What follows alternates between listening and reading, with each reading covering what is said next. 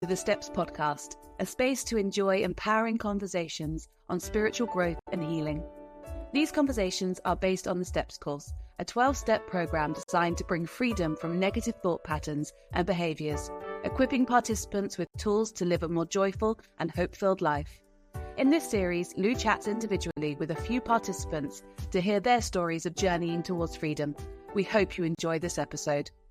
Today I chat to Tracy about her story doing steps. Now, Tracy's done steps 3 times and we had such a good conversation. We talked about patience, we talked about healing, we talked about what it looked like for her to get more joy in her life. And we covered a range of things. We cover hoovering the carpets, dance classes, and going deep with people. We hope you enjoy. Well, hi Tracy, so good to chat to you today. Hi Lou. So tell us a bit about yourself first. Okay, so I'm Tracy, married to Rob. Rob is one of the elders in our local church. And since September this past year, I've been working full-time in the church as pastoral care lead and community worker. Amazing. If you think back to why you did steps in the first place, what was it that drew you to the steps process? My very first introduction to steps was in COVID. So through COVID time, we joined a parliamentary prayer breakfast and it was advertised on there. And we had a prophetic word over us as a couple that we would, 2017 maybe, no, even before that, maybe a few years ago, saying that we were going to be given lots of tools for our toolbox, but we wasn't yet sure what to use some of these tools for. So as soon as I saw steps and heard about it, I thought, that's a tool for the toolbox, and went towards it. When I called up to say, hey, I'd like this toolbox, this for our toolbox and for our church, Meta said to me, oh, great, what would you like to work on? And I said, oh, no, it's not for me. Very, very naively. It's not for me. It's for the rest of the church. No, everyone else that may need some help.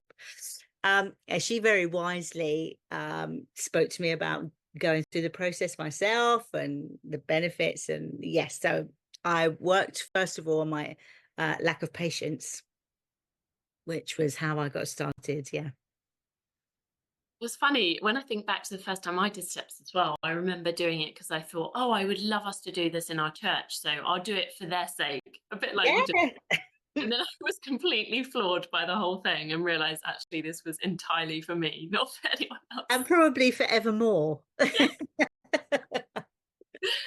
Oh, how funny. So Yeah. you worked on lack of patience. Yes, I did. And at the time, was it something that you were like, yes, I really need freedom from this? Or was it more a case of... No, it really took me some thinking about, because as I said, I just thought I wasn't even looking internally. I was just thinking everyone else. But as Meta prompted me to start to think, I was very aware that I wasn't always as patient as I could be, should be, needed to be. So yeah, I was able to notice that, you know, if somebody wasn't doing something, I think about my husband, really, he wouldn't be washing up as fast as I could wash up. I'd be like, oh, come out of the way, let me do that, you know, which is just not kind. So yeah, so there I started to think about, yeah, I could do this around that. And patience is one of those things that you can kind of live life being impatient, and it, you know, it does interfere with your kind of happiness and joy, but it doesn't always to the extent that you think, I absolutely need freedom from this. But actually, it's one of those quite subtle things that can creep in that can really disrupt your mood and your relationships with other people. I definitely notice with my husband as well. Maybe that's what I need to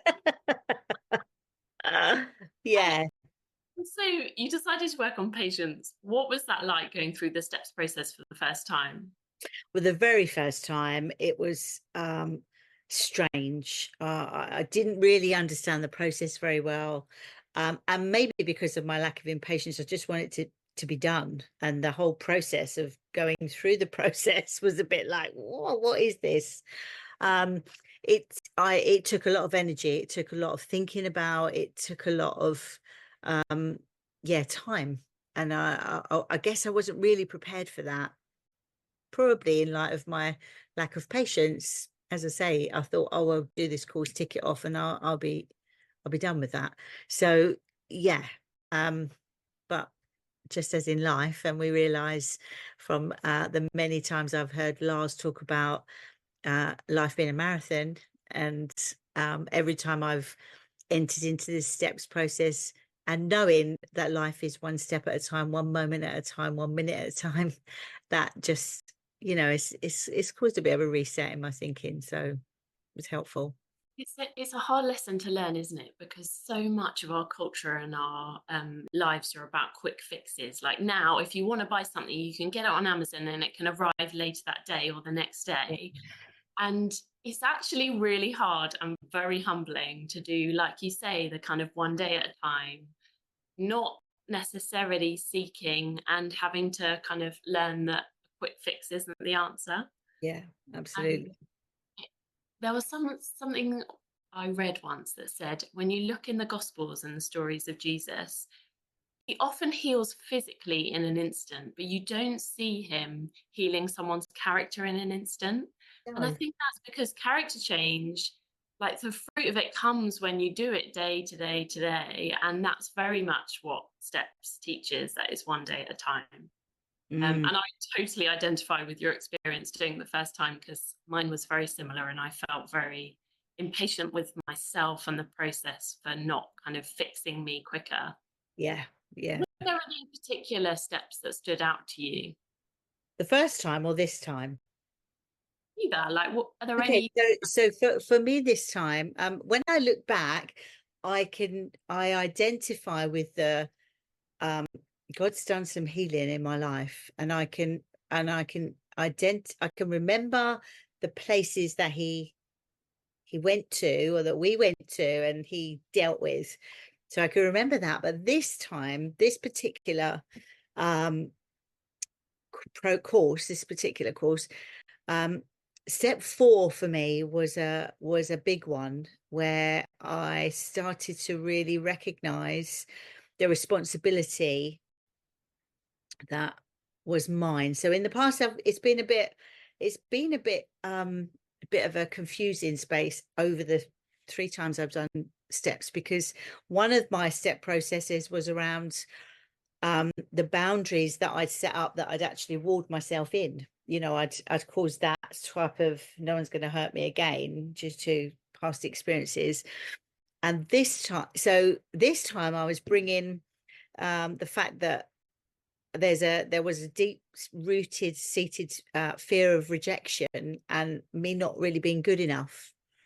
And I know that's not true in my head, but when we came to step 4, just to have that space and to recognize who Jesus is and who I am, I had a bit of a revelation of, he's the light of the world and the creator of all things, and he's the one who's chosen me and rescued me and given me the life that I've got.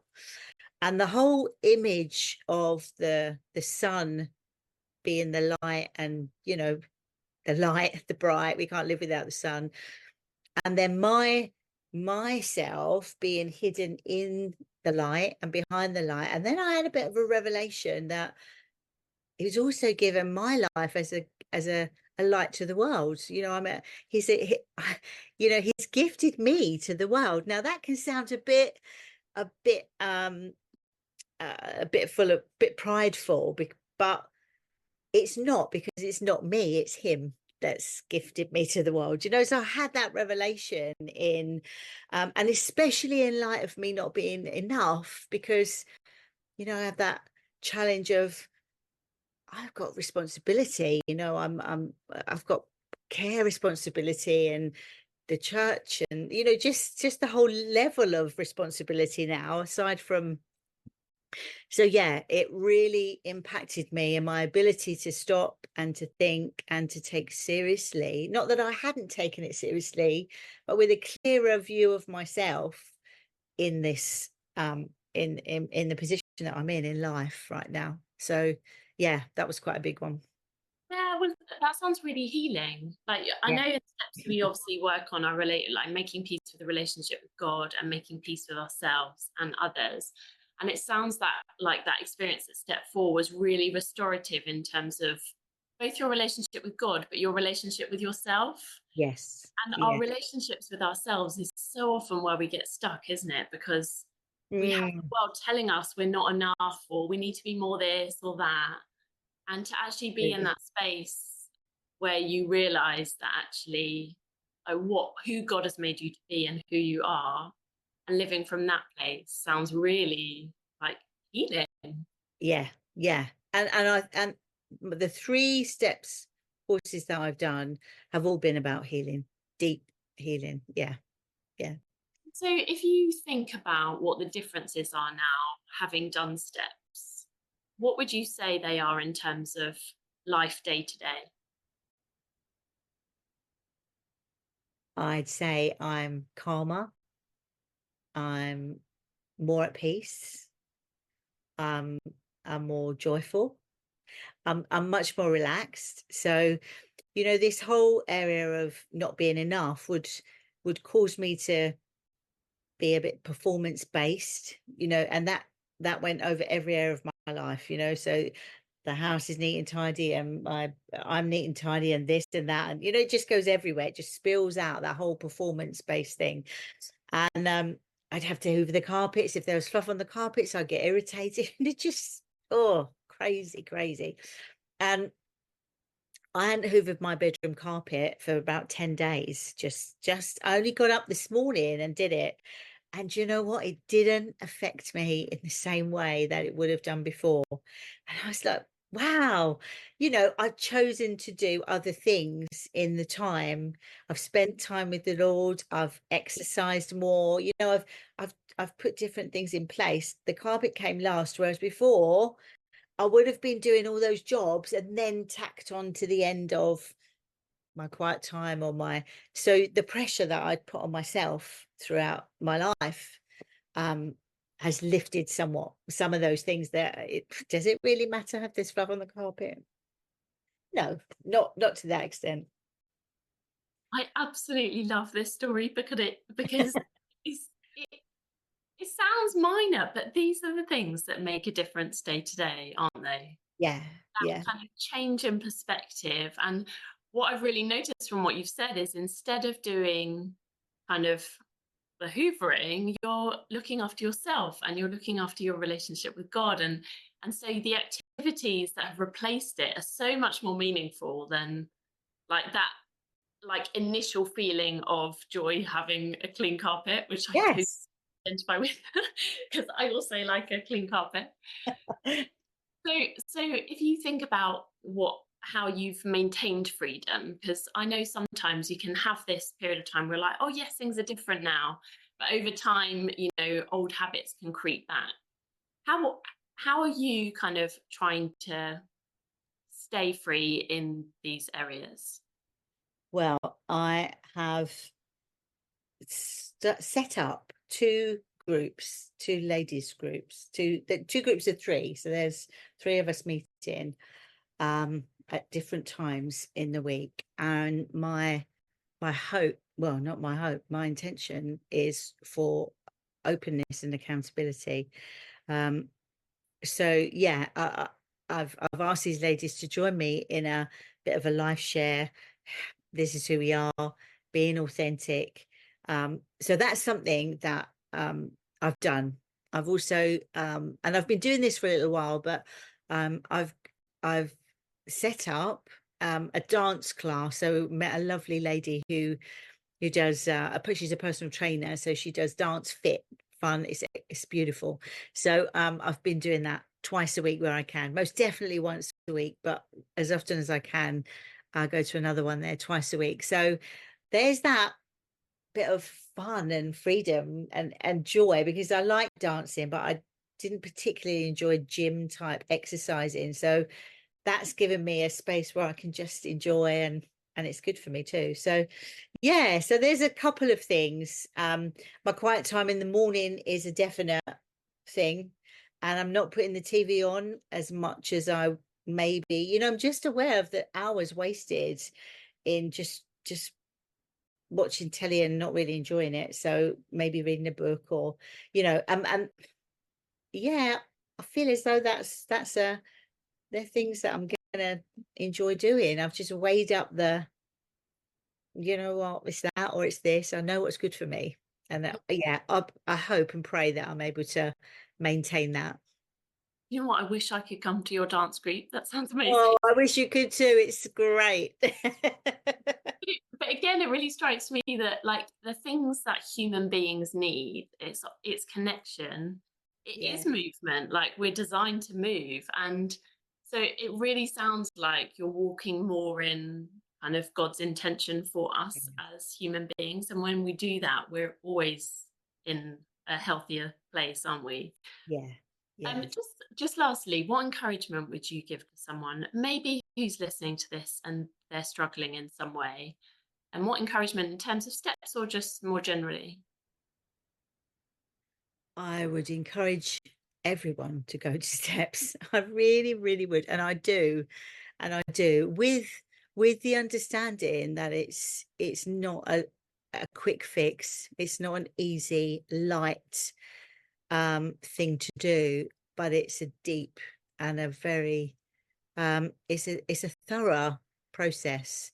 And I think that's something that I would encourage anyone who's struggling to enter into, without the expectation that by the end of it it's all going to be done. You know, I'd see this as a lifelong tool to be able to continue to use, I don't know, yearly, bi-yearly, whenever you feel that you are up for it, really. That would be my hope for people. And we spoke earlier about how we were saying just how refreshing it is being in a space where you can just be totally honest and be totally yourself. And Yeah. that reminded me of my own experience as well. And I know you mentioned the same. It's just so nice to come to a space where everyone's working on their stuff. You can bring who you are to the table without having to pretend you're fine. Yeah. And Yeah. if there's something really powerful in doing that within a community of people in a confidential space. I agree. The Steps podcast is brought to you by Steps Global, a non-profit charity that is funded by a group of Steps supporters. These are people who have experienced personal transformation through the steps and who want to share these tools more broadly so that anyone can find freedom from unhelpful thought and behaviour patterns. To join us or share a one-time gift, visit www.stepscourse.org/support.